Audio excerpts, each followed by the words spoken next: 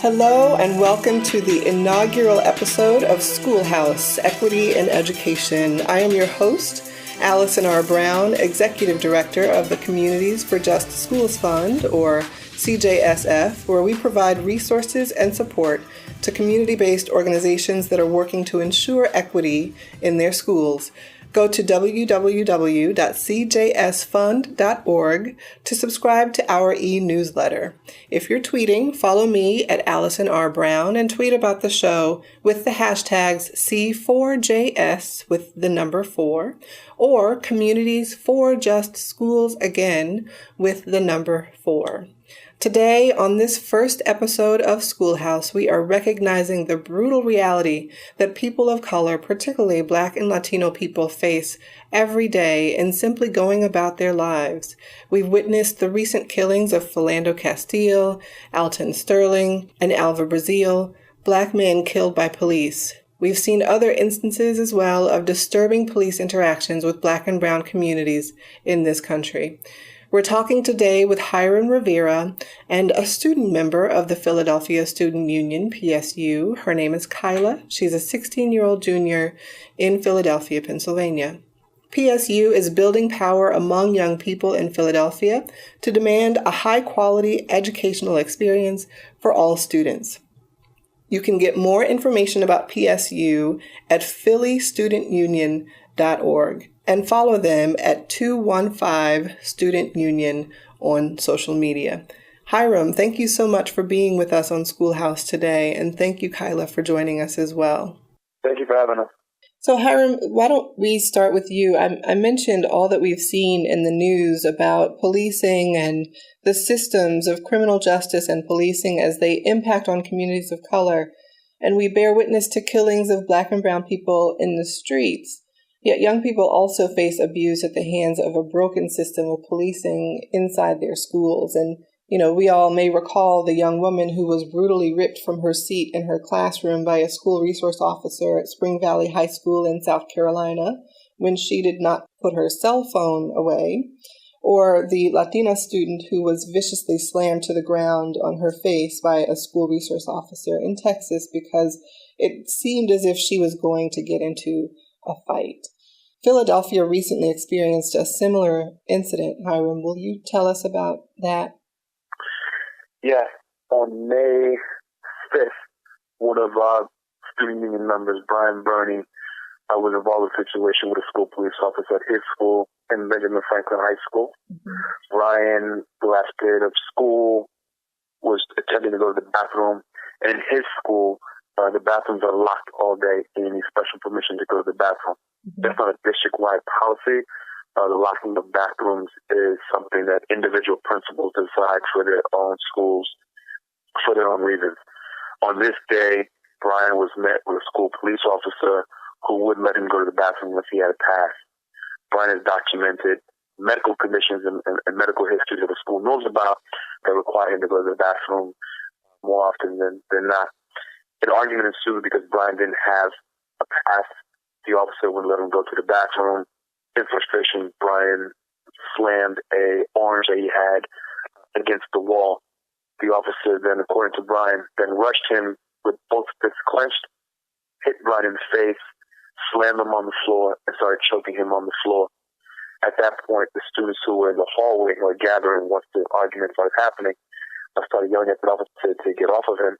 And another PSU member started recording the incident. Brian is about 5'4", weighs about 150 pounds. If that, this officer is well over 6 feet, well over 200 pounds plus. The incident was recorded on video and then was uploaded to Facebook, where the rest of the folks in Philadelphia and the school district were able to see it. So what is PSU's role in addressing an incident like that? So the Philadelphia Student Union exists to give students voice. We organize high school students around education issues, and education being a broad term, encompassing anything that has to do with or inside of the school buildings, the school system. Mm-hmm. And so policing is an issue that we have worked on for a number of years in terms of training school police officers, getting mm-hmm. discipline codes changed, reducing the number of instances that school police can be called in to handle matters such as this. Mm-hmm. Our role, of course, with Brian being one of our leaders, and Brian's been a member of PSU for about 3 years, was to go in and make sure that his rights were being defended, that justice was going to be served, and that the police officer wasn't going to get off with abusing a student. Mm-hmm. We hear these stories all the time from students. We hear the verbal abuse at the hands of school police officers. We hear about physical abuse at the hands of school police officers. We hear about the sexual harassment of female students at the hands of school police officers. And unlike police officers out in the city, out in the neighborhood, out in the streets, there are no mechanisms that exist to hold those police officers accountable. Meaning that students don't have anywhere where they can file official complaints against school police officers. Mm-hmm. School police officers sometimes are part of your local police department, or sometimes, like Philadelphia, they're their own separate. They have individuals who have some police training, mm-hmm. but are not police department employees. Right. And so they're held to a different standard, a different set of accountability, or no accountability, right, as we see inside of Philadelphia. Mm-hmm. And so our role was, once we found out about what happened to Brian, was to get him support. Brian went to the hospital. The medical staff at the Children's Hospital of Philadelphia said that he had suffered a concussion. Right. He was busy for a few days. He was not feeling well. And we wanted to make sure that he was okay. We got the students organized. So the students from Ben Franklin who saw what happened, who were frustrated about what happened, who were tired of those types of abuses happening in their school, got together and started protesting, got petitions, and went to the school district to demand justice for Brian. And not just justice for Brian in that specific event, but also some systemic changes that we wanted to see to ensure that this type of thing doesn't happen again in any school in Philadelphia. Kyla, what is the role? I know that Philadelphia Student Union really is focused on centering young people and leveraging the power of young people to change the systems and the environments that impact on them. So how are you leading as a young person in school, and how do you see leadership of young people as important for the work for system reform? I met with our superintendent, Dr. Height, and me and two other students gave him our list of demands. I've spoken at other rallies and stuff like that for PSU, and I think that with situations like what happened to Brian, it's important for people to hear the voices of the young people who are experiencing things like this. In my opinion, it means more to have a student, someone who's in these schools and in schools where things like this happen. It's important for their voice to be heard because they're experiencing it firsthand. And also, people need to know that young people have the power to make change and have voices and have opinions. One of the things that I have been thinking about a lot is the growing movement that we see for Black lives and for equity, racial equity in particular. I think that folks don't quite understand the significant challenges that Black and brown students face in schools when they go into the school environment and they're faced with police and police equipment who are, really kind of directing their law enforcement perspective at the young people in the building rather than protecting them from external factors. Implicit bias in the classroom and elsewhere with, the educators who maybe don't have high expectations of their academic outputs or social abilities, the crumbling infrastructure and facilities. All of that is really indicative of larger systemic issues in society and really, to me, speak to a need to center schools and education and young people in the current movements for justice. What do you all think about that? Hiram, what are your thoughts about how we center young people and schools in current movements for justice? I think the centering of young people is extremely important in these current movements. And to be clear, when we say young people, we're talking about high school age, 14 to 19 years old. Those are folks who we work with. Oftentimes, young people is reserved for folks in grad school. If you're talking about the current movement that's happening. When it comes to issues like this, I think it's extremely important because, like Kyla said, right, these young people do have voices. They do have solutions to the problems that they're living. And unlike adults, they are the ones who actually have to live through a lot of these policies and live through a lot of stuff that's happening inside of schools. Yeah.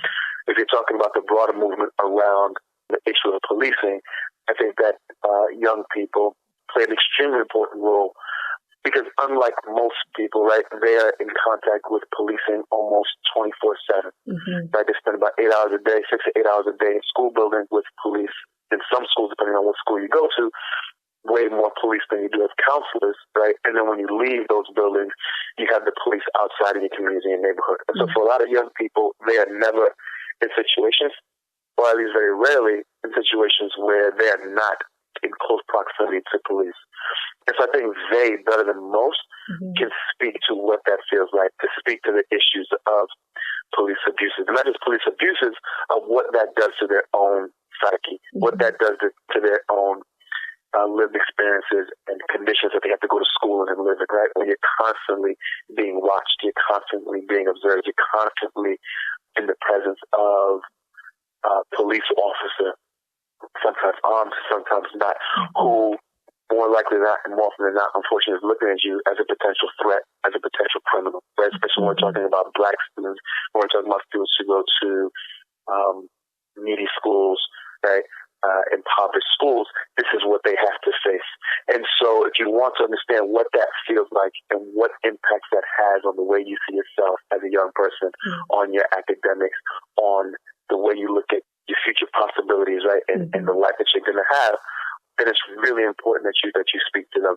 And also, if you want to find solutions and find out what is necessary, talk to the young people. I think organizations like PSU and the many youth organizations around the country have for over 2 decades shown that high school-age young people do have the capacity and the know-it-all to make very important changes, to win campaigns and to run campaigns that win significant policy reforms. I don't think we should dismiss that. I think that we should also acknowledge that it has also been these young people for over 2 decades who have been fighting this fight against police in schools, who have been fighting the fight around police abuses.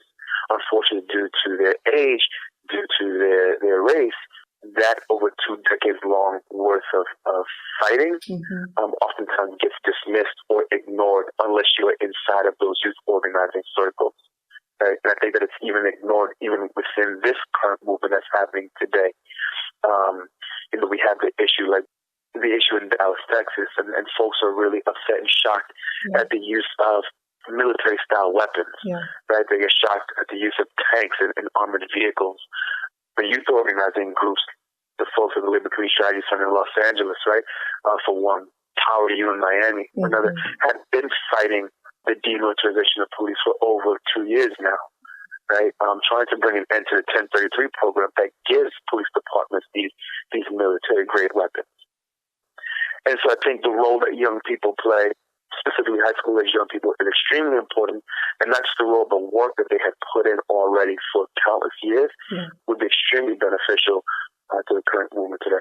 To expound a bit on what you just said, Hiram, the militarization of police is happening in school police as well, so that we're seeing school police with military equipment. Oh, yeah, right. I mean, LAUSD had armored vehicles. I think in Miami they had grenade launchers. In Los Angeles, they had grenade launchers. Like, why do school districts and school police need grenade launchers and armored vehicles? Kyla, what do you think about really kind of centering education, schools, and young people in current movements, movement for Black lives, movements for racial and social justice? What are your thoughts about that? I think that it's essential for any change to happen to have the people who would be experiencing that change be a part of it. I also think it's important for young people to know what's going on in their communities, and if they don't like it, know that they can do something about it and have people to support them in whatever it is that they're doing, whatever it is that they're fighting. Like my friends and I, or like my cousins and I, have discussions about stuff like this all the time because this is it affects us. It affects me as a young Black woman in this country. It affects me because I have my entire half of my family is Black. It's important for people to have conversations about it, and it's extremely important for young people to be a part of the movement for change when they're the ones that are going to be experiencing it the most if it doesn't change. At the outset, Hiram, you mentioned when you were talking about Brian, who was assaulted by the school resource officer there in Philadelphia. You mentioned that he was going to the bathroom, that the bathrooms are locked as a matter of policy in that school. That is a shocking condition and doesn't actually make common sense. I just remember a conversation that we were part of, Hiram, where you were talking about the tendency for policy folks and funders and others to really try to be very siloed in their approaches or who are just that by nature. So, there are funders and policymakers and others who are very focused on school discipline and exclusionary school discipline and the school to prison pipeline as a means of addressing inequity in education. And you said very poignantly that, yes, discipline is absolutely important, but also the realities are that bathrooms are locked, right? And that there are other conditions in the school environment that are contributing to inequitable circumstances for young people. So I wonder if you would just talk to us a little bit about what are some of those other conditions in schools that your young people are confronting? The main one that students in Philadelphia are confronting, and Kyla can speak to this better than I can, is the issue of budget cuts. The amount of cuts to the Philadelphia school system in the past 3-4 years has devastated the schools. Mm-hmm. And so let's take Franklin and the issue of the bathrooms being closed. In 2013, the Philadelphia School District closed 24 high schools. Mm-hmm. 2 of those schools that were closed were then merged with Benjamin Franklin High School. In 2013, Benjamin Franklin High School had about 450 students. Mm-hmm. By 2014, Benjamin Franklin's student body had risen to up to about 900 students. Oh my goodness. The number of faculty, the number of staff, counselors, teachers, nurses, did not increase to the point or to the levels necessary to provide a safe and adequate learning environment for the students in that building. Mm-hmm. There's no heat. There is no air conditioning in the summertime. Mm-hmm. Most of the water fountains are undrinkable, and the buildings, across the district, many of them are falling apart because they're close to 100 years old. So what you have here is situations where the district, because it's facing these budgetary needs, and mm-hmm. understands a man-made crisis, right? We are a state-controlled school district. The state of Pennsylvania took over the Philadelphia School District because of budget cuts. At the time, the budget crisis was $80 million. The school district was in a deficit of $80 million. Mm-hmm. The school district now, at its peak, at a deficit of about $400 million under state control. That's not the state of Pennsylvania? Yes. That's just the Philadelphia School District? That's a school district, yes. And so in schools like Benjamin Franklin, you had budget cuts and you had staff cuts.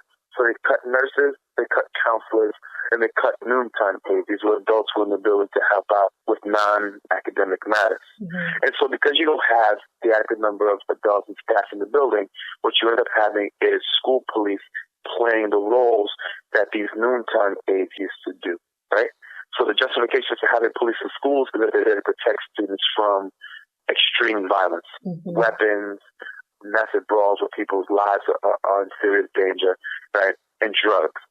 What you see them now is that school police are now being involved and used to handle minor offenses or anything that doesn't deal with academic curriculum or any academics in the building, right? Mm-hmm. And so now school police are bathroom monitors.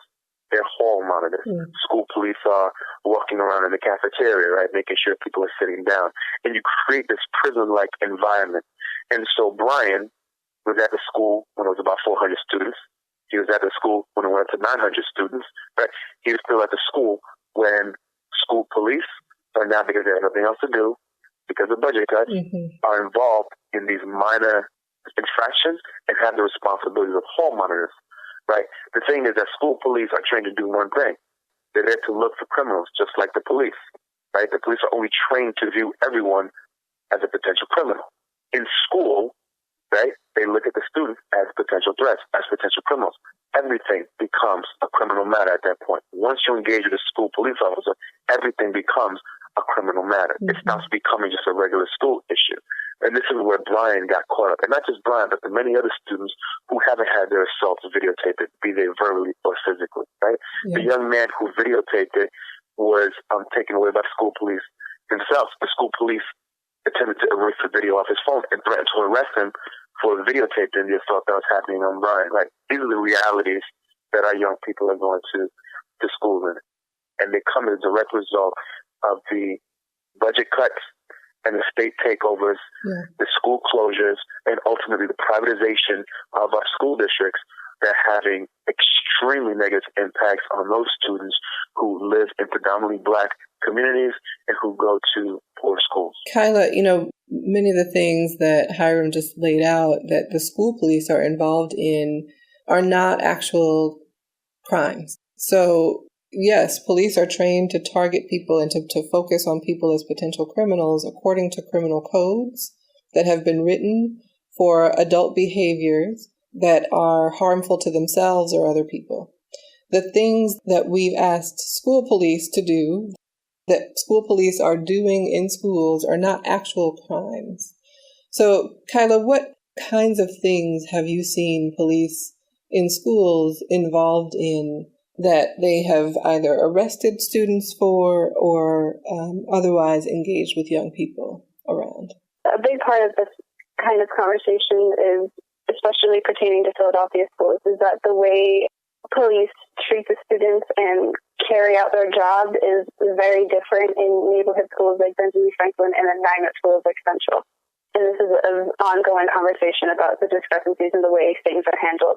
Mm-hmm. At Central, what happened to Brian, the likelihood that you would see something like that is very, very slim.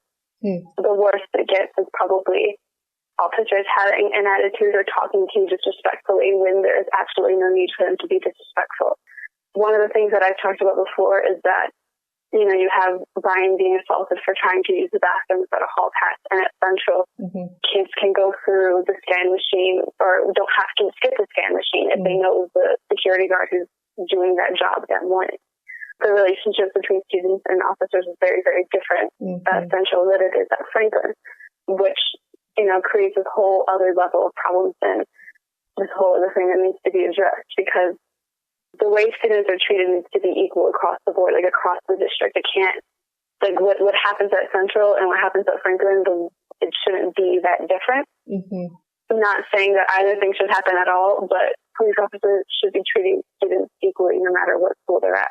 And that's not happening. And Kyla, what is the difference between the two schools? What is different about the student populations, about the neighborhoods? What's different that is really kind of encouraging that or perpetuating that different treatment? The majority of the students at Franklin are Black, while at Central, Central is noted as the most diverse high school in the nation, which, I don't know, could have a different kind of impact on this whole situation depending on which way you look at it, But I think also because at Central you have supportive administration who allow you to, express yourself and talk about things. And I was able to organize a symposium in my school because my principal thought it was a good idea. We're able to talk about these things and have these discussions and, and do these things because of, quote unquote, like the type of students that we are. They trust us at Central.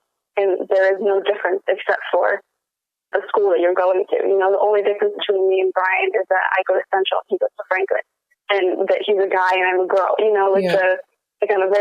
The differences between the students are simply like that, just where you go to school. So, why it's just like stigmas attached to students that are going to Franklin versus kids that are going to Central, Like they think that I'm going to be successful because I go to Central, but somebody else could think that's not going to happen in Brian because he goes to Franklin, which isn't the case at all. Mm-hmm. And it has to do with race, obviously, and class, and so many other things that, perpetuate stereotypes like that. What advice would you give to community organizations like PSU, to government agencies, to funders, researchers, others who are thinking and talking a lot right now about racial justice broadly, about criminal justice a little more narrowly, about policing?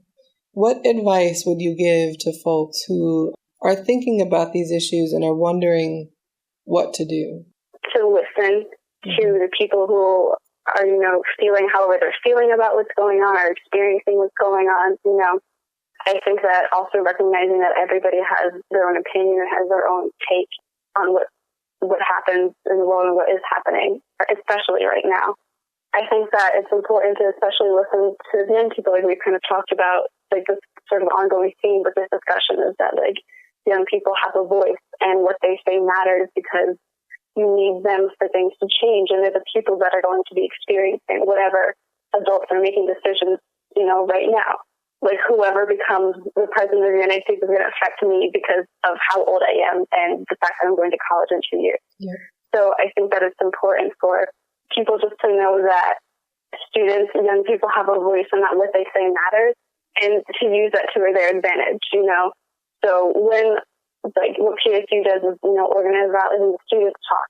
And I think that's something that other people should do. And I'm sure there are other people doing it. But I think it's important to recognize that aspect of it and that there is this voice that is oftentimes missing from conversations about racial justice. I often say that storytelling is one of our greatest tools for change. And I think it's important that we tell stories and ask for stories and listen to stories without exploiting, without tokenizing, especially young people, which I think too often happens.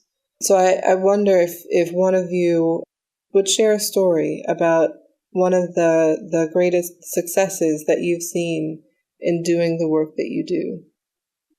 Hiram or Kyla? The first thing that popped into my head was our meeting with the superintendent where we talked to him we gave him the list of 6 demands to deal with what happened to Brian, and he agreed to 5 out of 6 of the demands that we came in with, but the one that he didn't agree to was firing the officer that assaulted Brian, which I guess when I just say that doesn't really sound like a success story, but we were all obviously upset by them not agreeing to fire the officer just because of, we all know Brian and just we believe what he had to say. And it just, there was a lot of emotions when he said that. But the fact that he was able to agree to 5 of the 6 things that he wanted him to do was definitely really awesome that happened. And I don't think that, at least I wasn't expecting that to happen. I wasn't really expecting him to agree to much of it. So getting the majority of our demands met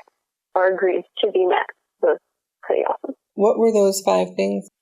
The 6 demands were the firing of Officer Makioka, a public condemning of the use of physical force against students by the school district, a disinvestment in policing by the school district and reinvesting in things like nurses and counselors, the reduction of the number of uniformed police inside of school buildings, the creation of a complaint system, an official complaint system, where students can file complaints against school police officers if they feel their rights have been abused or violated, and to make public the standards and protocols that school police are supposed to follow inside of the school building.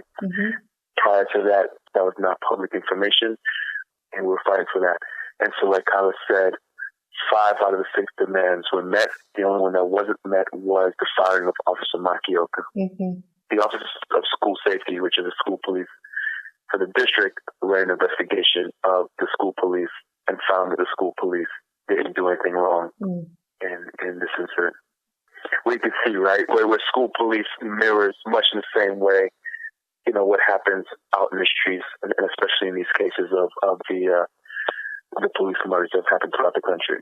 I certainly think that, despite the fact that the police officer was not fired and that there was evidence of a concussion and real injury to Brian, the work that you all did with Philadelphia Student Union to take those demands, they were very well-formed demands, and to take them to the superintendent and to win on 5 of those 6 demands is a tremendous victory. And it's a victory certainly for Philadelphia schools and for the young people there.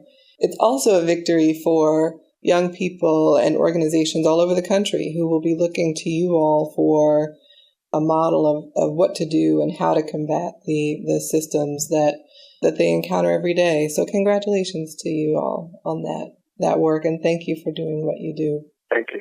Thank you. We hear a lot about police and what a difficult job police have in any environment, in communities and schools. It's not something that certainly I would want to do every day.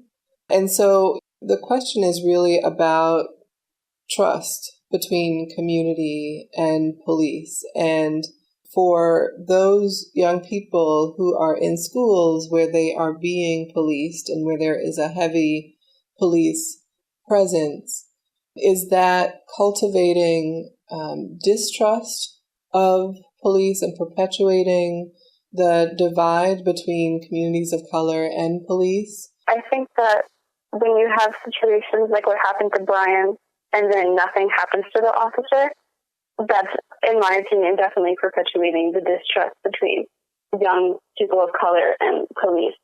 I think that this, the uniform that police wear is usually this barrier, you know. It somehow makes them people who don't have to abide by the law and are not human anymore because they're wearing this uniform that gives them so much power when it shouldn't. I think especially, you know, in light of the things that have happened just in this past week, you would think that all of this stuff happening would make officers more careful and more conscious about what's going on, but it kind of makes me ask the question is like, well, if so many officers are getting away with it, is that like why it keeps happening? Like, do they think that it's okay because people are getting away with it? And those are just kind of like questions that I start to think about. But I think that the fact that the Black Panther Party was saying the same things that we're saying now back in the 60s is definitely perpetuating, you know, this barrier between officers and people of color, because there is no place for trust, for me at least. Mm-hmm. At this point in time, there is no place for me to trust an officer to be able to protect me or protect anyone in my family, because there's nothing showing me that they have ever done that. Mm-hmm. Yeah, I echo our statements. I think that since their inception, right, the police were never created to protect Black people or the poor. I think they were created to do the exact opposite, right? And that's not just jargon, really, that's historical fact. I think in terms of school, for a lot of our young people, and I say young people, I'm talking about Black and Latino students, their first contact, their first interactions with the police, and most of the time negative interactions, happen inside of school. Right? This is where they begin to be verbally abused. This is where the process of trying to break them into following order, right, and bowing down to the authority that the police project starts happening inside of schools. But unfortunately, what they don't ever see is this mutual respect, this mutual accountability, so that if a student does something wrong, they are punished, and they're punished to the extremes of possibilities in most of our struggling schools. When a school police officer does something wrong, and again, remember, these individuals are not police officers, right? So the accountability is very different. The training is very different. Most of the time, the training is lacking, right? When those folks do something wrong, they're never held accountable. And so when you grow up seeing that, and then you see it out in the streets, when you have these situations where the police can investigate themselves to see if one of their own did something wrong, and time after time, even after it's captured on video, be it the murders in New Orleans or the murders in Ferguson or across the country, or even Brian being choked on the floor by a 200-plus pound man, and then we're told that we didn't see what our eyes showed us. No, there's no room and there's no possibility ever to have trust created between our communities, our students, and the police. I ultimately believe that police in schools do not de-escalate situations. They end up agitating and increasing these situations into bigger problems than what they intentionally set it out to be. If Brian was just allowed to go to the bathroom like a human being and had his human right respected, we wouldn't be having this conversation in the first place. But because his human right wasn't respected, because this individual just didn't want to allow him to do that, we end up in a situation that we're in. One piece to add to this unfortunate story with Brian is that at the time this happened, the state auditor general did an audit of the Philadelphia school district. One, he found that the level of budget crisis and the deficit that the school district had is at a point where he wasn't sure if it would be ever able to get out of that deficit. Two, what he found was that of the school police officers who were interviewed, 48% of them did not have the proper background checks and training to legally be in buildings with young people. What? How is that possible? There is no accountability for that at the hands of the school district, the superintendent who hired those individuals, right? Our school board who finalizes all that stuff. It came and it went. No one was let go. No one was released. No one was held accountable for that.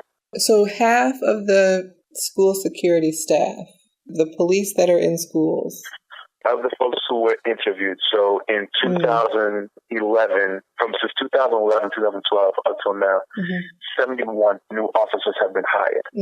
Of those folks, 48% of them didn't have the proper background check or training certification to legally be inside of buildings with schools. That is incredible. A quote from the state auditor general himself was that to be on the same baseball field as children, you need to have all kinds of background checks and credentials.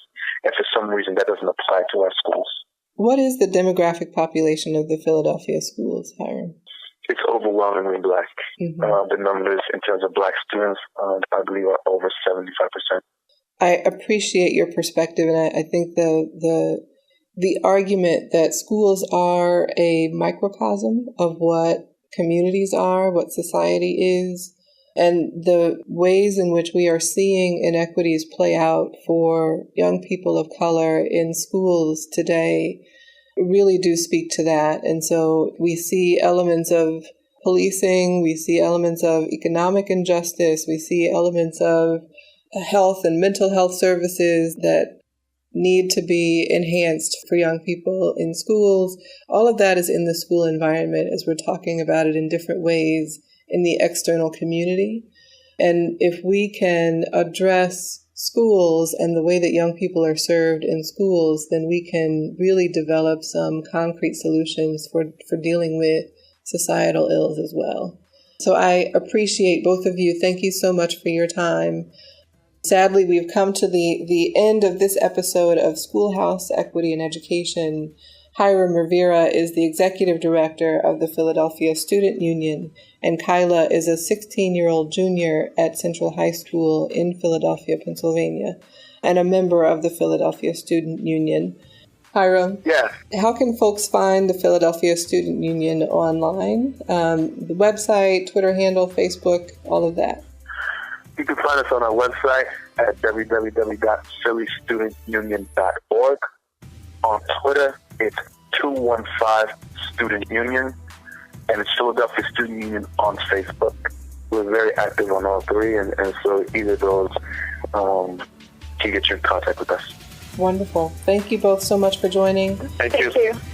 Thank you all again for listening in. Remember that you can follow me at Allison R. Brown on Twitter and sign up for the Communities for Just Schools Fund newsletter at cjsfund.org.